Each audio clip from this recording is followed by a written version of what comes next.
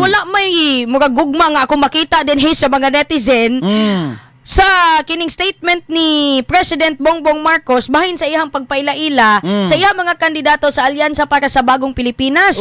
Naghapon nagtapok ni sila Radyo Mandong. Dito man ni sa ilang baluarte dito man ni sa Ilocos. Oo. Kunabitaw ang gitawag natong launching sa ilang mga kandidato pagka senador. Oo, akabalo kaon sa ang iyang tipik sa iyang pamahayag po dito Radyo Mandong. Naluoy matod pa siya sa iyang mga kakontra. Di ba si Basta? Naluoy siya sa mga kandidato sa PDP laban. Oo, kay tungod daw naglisod daw sila kuha og tarong nga kandidato. O sa ato pa dili tarong ni sila si De La Rosa. Dili tarong ni si Bongo. Dili tarong ni si Philip Salvador. Si katong idol na kong abogado nga singer si JB Bondok. Mukanta na ko. Si Attorney Marcolita, Congressman Marcolita. Buti pasabot ni PBBM nga kini si Marcolita wa nang dani nga pagkapolitika. Tsaka na. Mao to ang unod o tipik Radyo Mandong sa iyahang kining pamahayag. Ni atay short clip or pamahayag niya Radyo Mandong atong ipapaminaw sa to ang mga listeners and viewers karon unsa inyong ikasulti niya atong paminawon. Pangkaraniwan ang mga aming kandidato. Hindi po kagaya ng mga nakikita natin sa mga iba't ibang partido. Hirap na hirap makakuha ng kanilang mga miyembro. Ang aming pong ipinagmamalaki at pinaglalaban ay subok na at matagal nang nagseserbisyo sa publiko.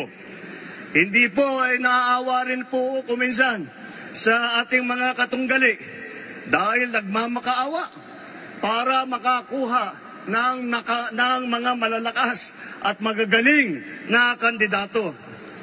Di tulad ng iba, karampot lang ang kandidato.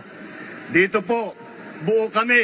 Hindi lamang buo sa numero, ngunit buo ang loob para ipaglaban ang kapakanan ng bawat Pilipino at ang buong Pilipinas.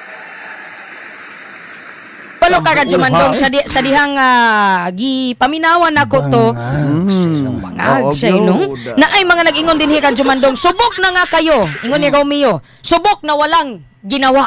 Yan. Kini mga politiko po nga mga mudaganag senador sus Ginoo ko lapid. Si Lacson.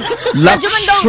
May mga nabasa nga mga reaction nga mga botante. Ma-recycle na ni oy tested na ba dato ne? Kahinumduman Radyo Mandong nga si Ping Lacson, nidagan ni siya pagka-presidente.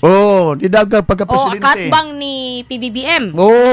Pero natingala sila nga ganahan daw kani vote daw sila kay Lacson sa una karon murag di na gid daw nila malantawan sa unahan Radyo Mandong nga ila pang i-vote. Si Ping Lacson gumikan kay murag mo action naman gud og kaugtagam ning mga butante dang.